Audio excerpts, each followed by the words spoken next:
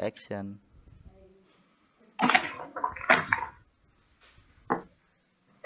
Assalamualaikum warahmatullahi wabarakatuh. Waalaikumsalam Warahmatullahi warahmatullahi wabarakatuh. wabarakatuh. Ya, terima kasih untuk kelompok statistik pada hari ini. Kita bisa berkumpul untuk berdiskusi pada ruang kolaborasi membahas tentang pendidikan yang memerdekakan, gitu ya. Untuk memulai diskusinya, mari kita mulai dengan bacaan basmalah demi kelancaran diskusi kita. Bismillahirrahmanirrahim. Bismillahirrahmanirrahim. Baik, mari kita mulai untuk bahan diskusi yang pertama, yaitu mengapa kita perlu mengenal peserta didik dalam menerapkan pendidikan yang memerdekakan.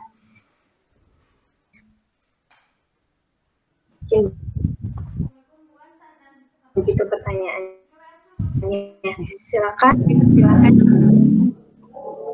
kasih. Baik, terima kasih atur nuhun.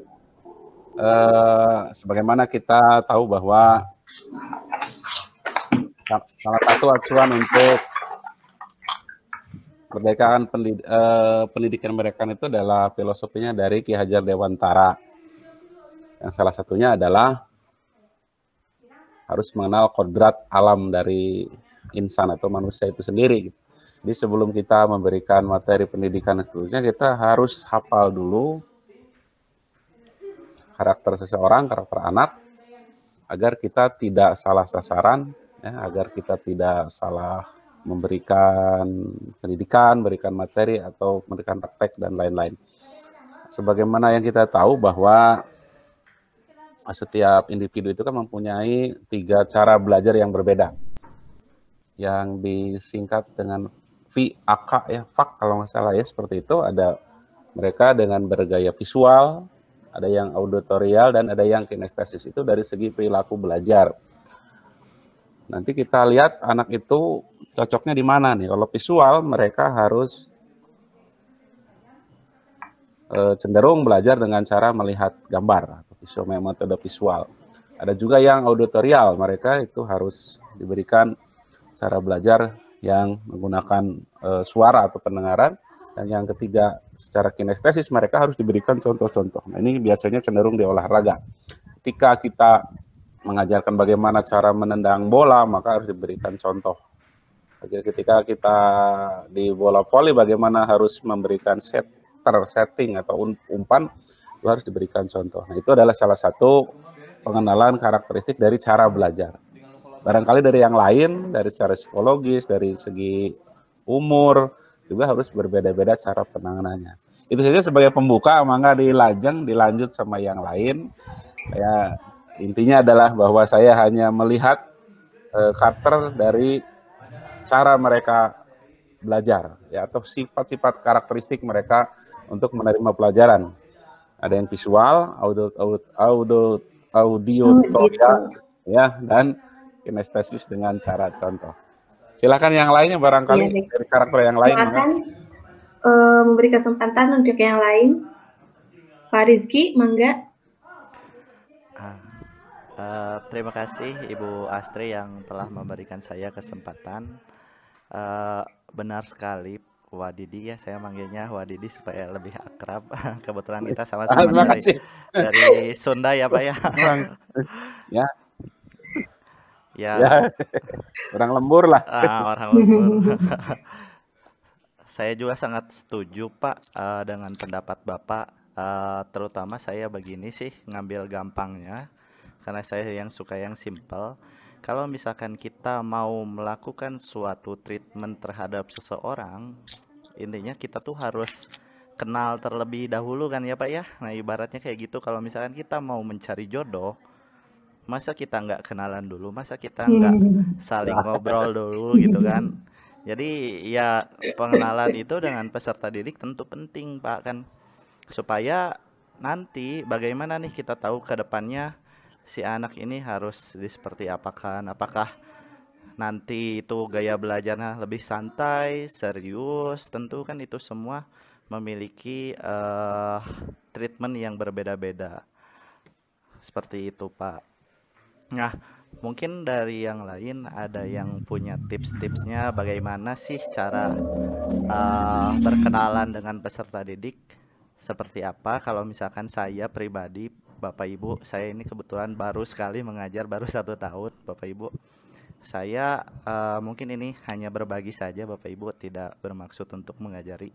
Di awal pertemuan dengan peserta didik, kebetulan saya waktu itu sedang online ya, Bapak Ibu, langsung udah daring, jadi belum sempat merasakan pembelajaran di kelas gitu. Jadi saya meminta anak-anak untuk menuliskan harapan-harapan mereka seperti persis sekali dengan kemarin Pak Eko itu meminta kita untuk menuliskan harapan dan kekhawatiran. Dan itu memang menjadi salah satu metode yang bisa kita gunakan untuk mengenali peserta didik seperti apa sih harapan mereka belajar dengan kita sebagai guru, terus kekhawatiran apa lagi seperti itu. Dan bisa juga Bapak Ibu mungkin untuk ditambahkan, karena Bapak Ibu ini kan matematika semua ya, mengampu mata pelajarannya. Iya, betul. Saya waktu itu menuliskan mata pelajaran apa sih yang menurut mereka itu paling sulit khusus di matematika. Banyak sekali di situ ada yang menulis trigonometri dan sebagainya, sehingga nanti ke depannya kita bisa tahu, oh harus membuat seperti ini, seperti itu. Jadi kita seenggaknya mengenal sedikit tentang mereka gitu, Bapak Ibu. Mungkin dari saya, barangkali ada yang mau menanggapi, saya kembalikan ke Ibu moderator. Terima kasih. Baik, terima kasih untuk Bapak Rizky. Mungkin sebelum menanggapi, mungkin ya saling menanggapi, saya beri kesempatan dulu kepada Bu Sri. Silahkan Ibu. Ya, Assalamualaikum warahmatullahi wabarakatuh. Waalaikumsalam. Menyambung tadi yang dibahas, ya, menyambung tadi yang dibahas oleh Pak Rizky, bagaimana awal masuk ke kelas gitu, perkenalannya itu bagaimana? Kalau saya biasanya awal masuk kelas itu memperkenalkan matematika itu bukan pelajaran yang menakutkan. Matematika adalah pelajaran sangat menyenangkan, sehingga matematika pelajaran yang sangat ditunggu-tunggu.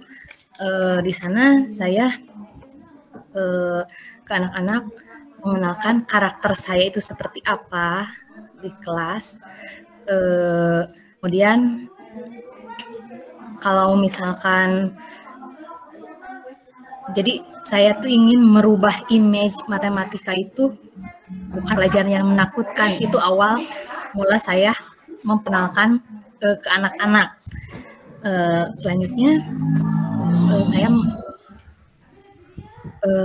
cara pendekatan kepada anak-anak atau siswa, memang saya dikenal sebagai guru yang tidak pernah marah itu ya, jarang marah. Jadi dikenal saya guru matematika yang paling baik itu, nggak pernah marah.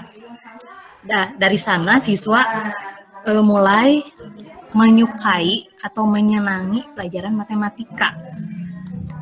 Ya mungkin itu dulu. Mungkin ada yang mau menambahkan. Baik, terima kasih kepada Bu Sri. Mangga silakan Mbak Didi mau menanggapi. Dari Bu Astrinya belum sendiri. Oh, mungkin untuk baik, saya dulu mungkin ya. Boleh.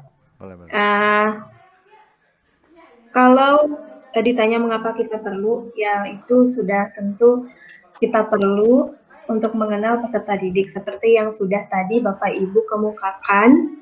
Tentunya di awal tadi saya sangat setuju dengan Pak Rizky dan Ibu Sri ya. Tadi di saat perkenalan kita harus tahu dulu bagaimana karakter siswa. Seperti yang Pak Rizky tadi bilang, materi apa yang sulit bagi masing-masing siswa itu di pelajaran matematika. Kalau saya sendiri, pengalaman saya waktu pertama kali berkenalan dengan siswa, saya suka meminta anak-anak mengeluarkan kertas, kita ulangan hari pertama gitu.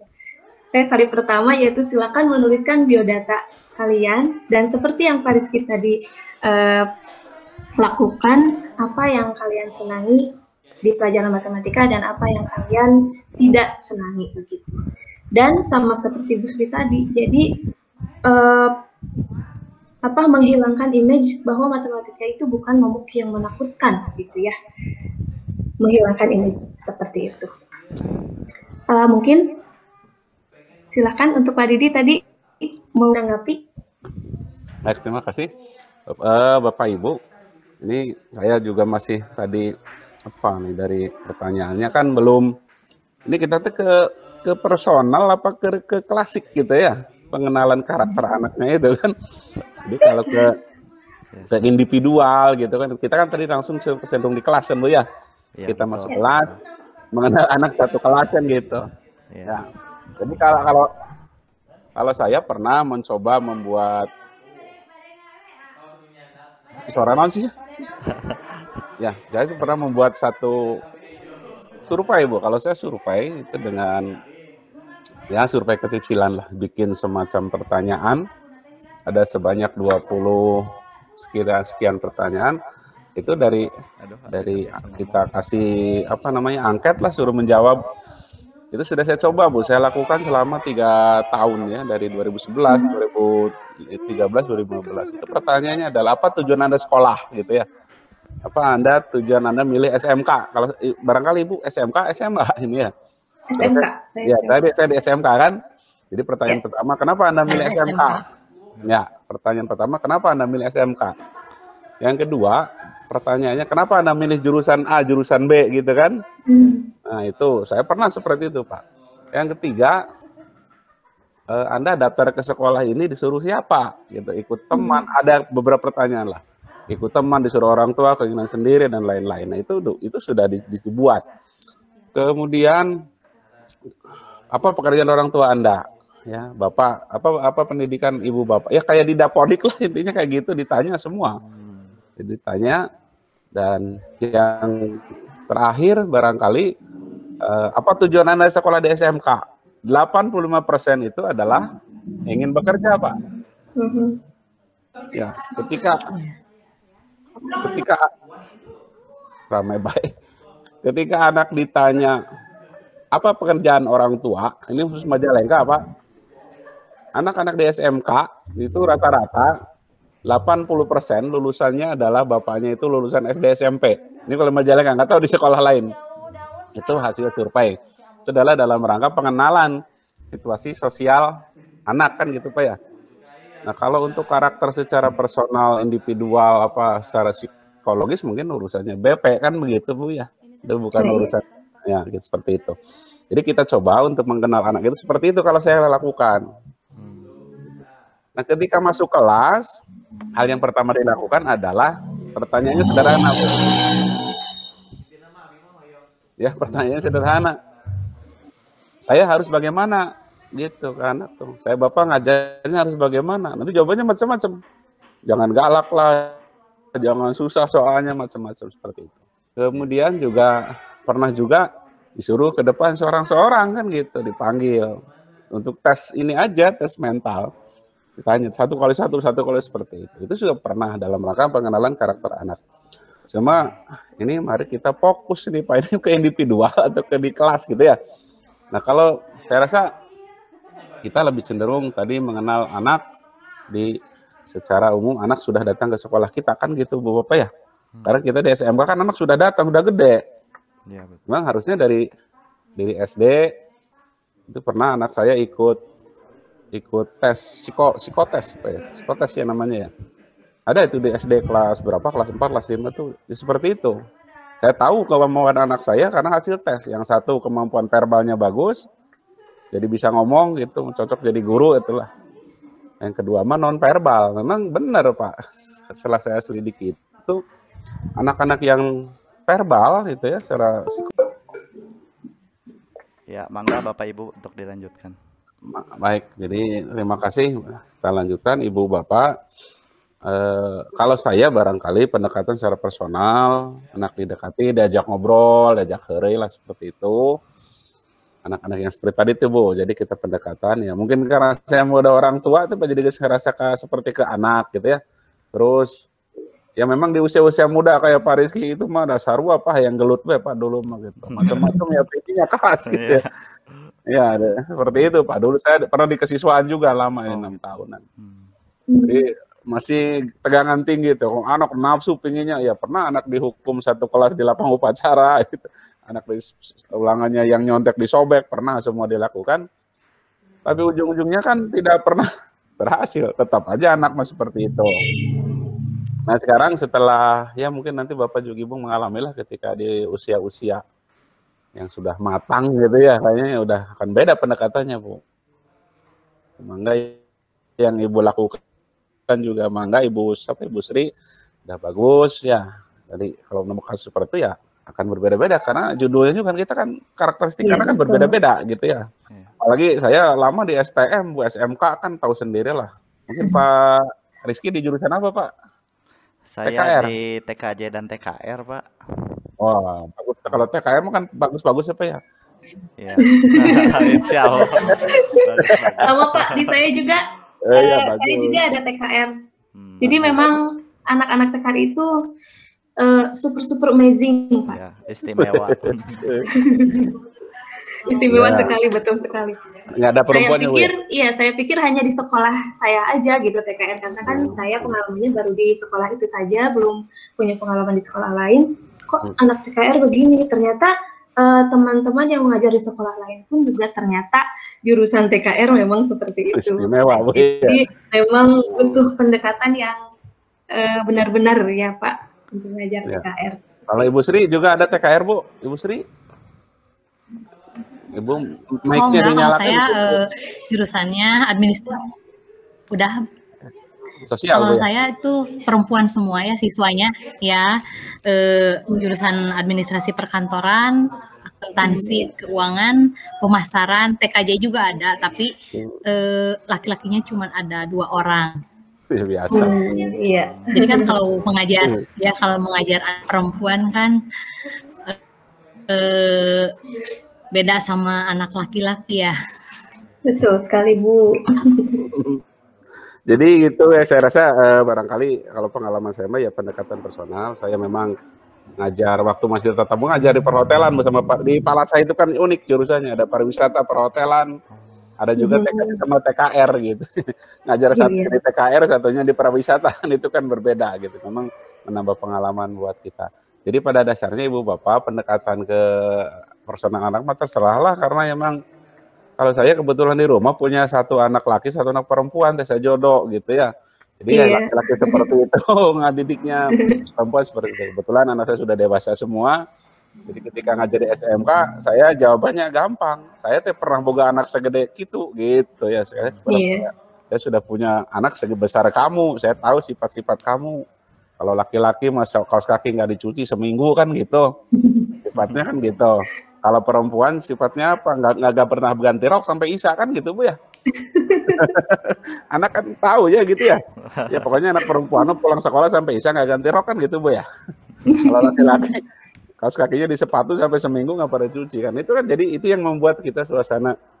Kalau barangkali sebagai sebagai bahan perbandingan saja Ibu, saya pernah baca buku tentang quantum teaching atau quantum learning. Ibu pernah dengar nggak? Nah, Ibu Bapak pernah dengar ya? Belum pernah. Jadi kalau quantum learning itu hanya satu, ini syaratnya Bu, bawa mereka ke dunia kita, gitu ya. Kita masuk ke dunia mereka, itu aja kuncinya. Ya. Bawa mereka ke dunia kita masuk ke dunia mereka. Jadi kita masuk ke dunia remaja Bu, gitu ya. Ada cerita tentang zaman now lah. Dan di satu sisi di situ kita ajak mereka ke dunia kita, ke masa depan, ke pekerjaan dan lain-lain. Nah, itu barangkali satu buku yang menarik di quantum teaching. Nanti Ibu silahkan download lah ya. Itu seperti itu Bu. Terima kasih Pak. Makanya emang ketekuru buku udah tinggal searching aja, ada quantum teaching. Betul. Berapa nggak tahu lah. Tapi begitu saya masih pakai sekarang ilmu cara mengajar metode kuantum. Kuantum itu kan di fisika gitu ya, kayak masuk kemana-mana. Jadi cocok sekali di MK ya Pak. Ya, jadi ketika kita ngajar anak perempuan ya masuklah ke dunia mereka tentang pacaran, tentang apa gitu. Anak laki-laki gitu tentang kenakalan. Tapi di situ diselipkan atau diajak mereka ke dunia kita, nanti kamu bekerja. Itu saya rasa yang saya saya terapkan gitu sampai sekarang. Alhamdulillah, makanya ya cek ibu teh saya emang di sekolah bodor aja nama guru tara dicari. Masih Luar biasa. gitu Pak. Jadi ketika anak tuh ya sudahlah, ngapain sih gitu. Karena kalau mereka ya kadang-kadang tegas Bu, anak itu suruh baris gitu kalau kesiangan tuh. Karena saya di sini insya Allah kalau jam 7 masuk saya sudah depan kelas gitu. Anak-anak yang kesiangan ya udah biarin aja nunggu kesiangan. Barangkali sebagai pengalaman mungkin seperti itu Bu ya, kita juga banyak baca gitu kan. Ada tentang apa tuh yang memanusiakan manusia lah, dari siapa tuh gurunya manusia, mungkin ya kayak gitu teh. Banyak sih Bu buku-bukunya, mangga Ibu pelajari saja, diterapkan nantinya gitu. Ya, itu saja barangkali Pak Rizky, masih ada waktunya enggak? Tong lilat deh, Pak. Mungkin yang barusan kita bahas ini lebih ke nomor 1 ya. Cara ya Pak, cara mendekatkan diri untuk mengetahui karakteristik peserta didik mungkin. Untuk nomor 2 mungkin ya. Ya tadi kita kan ini jadi kita ya mana yang nomor 2 berhubungan gitu. Begitu ya Pak. Mungkin waktunya masih ada Pak Rizky. Untuk pembahasannya Bu, nomor 1 dan nomor 2 sebenarnya sudah terbahas juga tadi. Namun ini baru 21 menit, ini gimana? Disimpul. Ya barangkali tambahan-tambahan yang lain mangga, barangkali kita berbagi pengalaman. Ya mungkin. Kalau saya tapi luar biasa.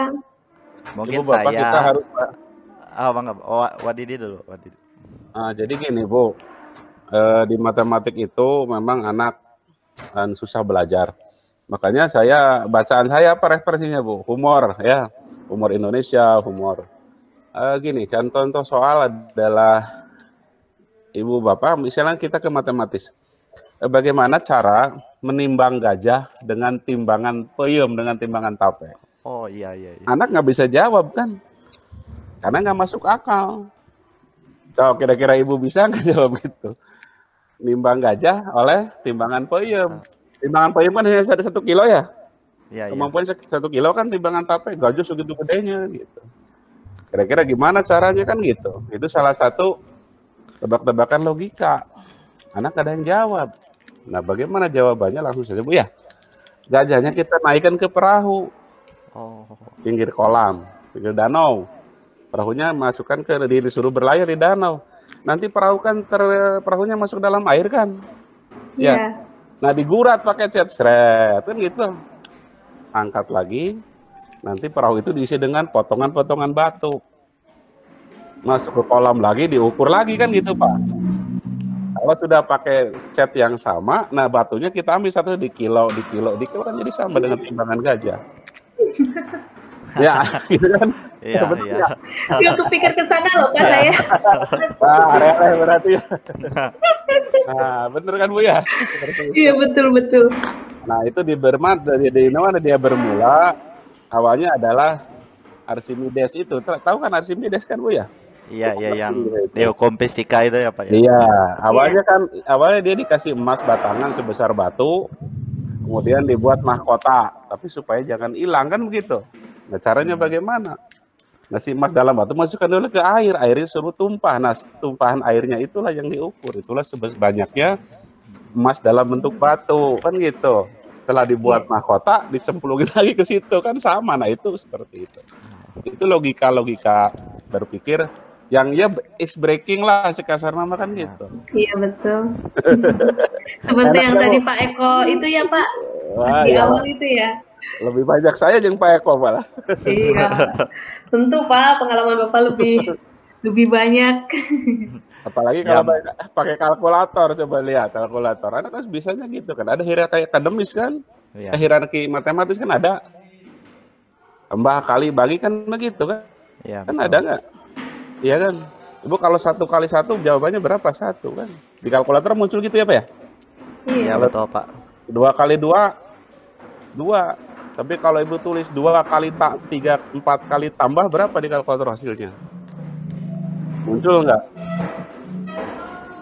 Apa jawabannya Bu? Hah? Kalau 4 kali tambah gitu, 4 kali plus gitu. Hasilnya berapa nanti? 4 kali plus. 4 kali tambah berapa coba hitung? Belum pernah nyoba sebentar. Ya 4 kali tambah masa Allah tuh bola. Kayak baru dengar lagi. Ah ya Allah, gampang. Oh, Aduh, Bapak dasar. Bapak teh naon teh? Istilahnya teh bukan kutu saja kemarin itu apa ya? Ya 4 kali nama mah warungnya, Bu. Bapak cocok besok di ice breaking ya. Wadidi ya, Wadidi ya. Janganlah. Wah, Didi ini dewasa banget. Ya, saya sudah dewasa baru kerja ya, Bu. Dewasa itu singkatan, Pak, Iya, sebenarnya. guru gede pada sanguna. Nah, betul. Ada sangu. Alhamdulillah menambah istilah baru Ya. untuk nanti Oh, di saya diberikan banyak, ke Bu, anak-anak ya. supaya tidak boring ya Pak. Ya, nggak apa-apa, saya jangan menyinggung ras Sarah aja, Bu, gitu ya. Iya betul sekali Pak. Terima kasih pengalamannya. Ini sudah berkeluarga semua, belum? Ibu udah berkeluarga? Saya? Belum. Sudah. Saya sudah. Saya baru 1 bulan, Pak. Oh Pak Rizky pengantin baru. Iya. Baru 1 bulan, betul, Bu. Jadi gitu, Pak. Jadi Aduh, di, baru 1 bulan. di matematik mah kitanya banyak belajar, tapi harus menggunakan logika juga seperti itu kan. Ya. Saya begini kalau di kelasnya segitu aja bikin tebak-tebakan gitu. Tapi yang kira-kira itu Ibu. Bagaimana? Udah ya. Bagaimana Gimana disimpulkan? Pak Rizky? Iya kesimpulan aja. Kesimpulannya dari notulen aja lah. Boleh langsung kesimpulan, Bapak Ibu.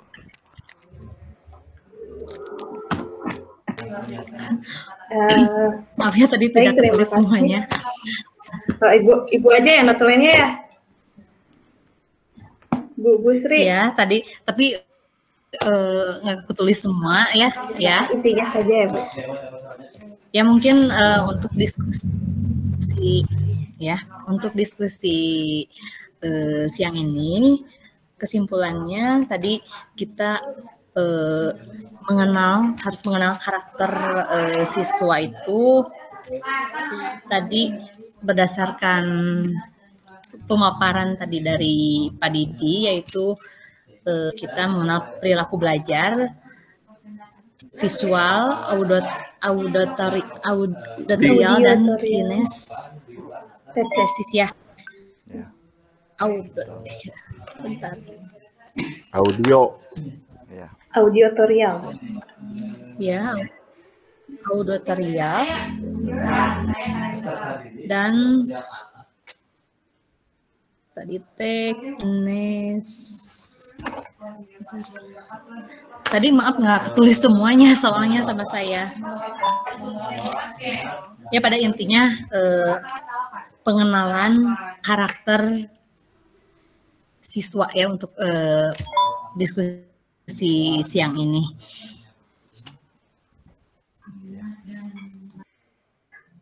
Ya, sudah Bu. Ya, terima kasih.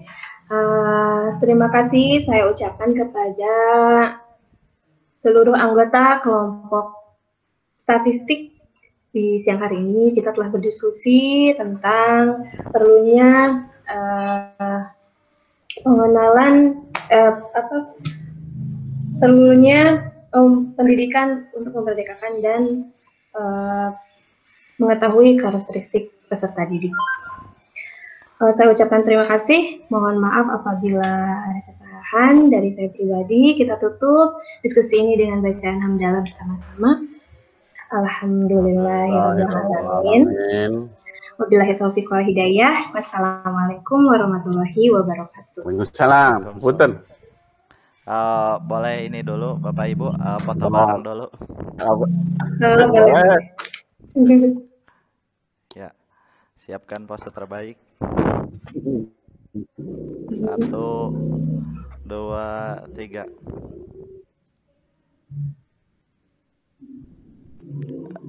Ibu Sri, sekali lagi Bapak Ibu, angkat jempol ke atas boleh.